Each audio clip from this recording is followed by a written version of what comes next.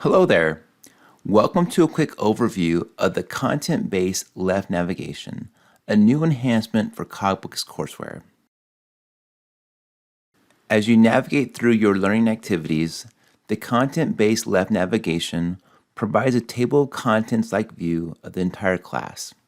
While on a learning activity page, you will see a double arrow icon on the top left-hand side. When you click the icon, it will open to show you the primary learning path navigation.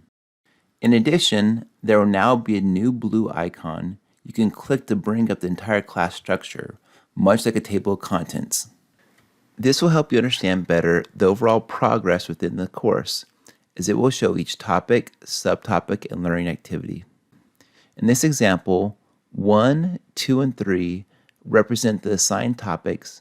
1.1 through 1.4 are the subtopics within topic 1.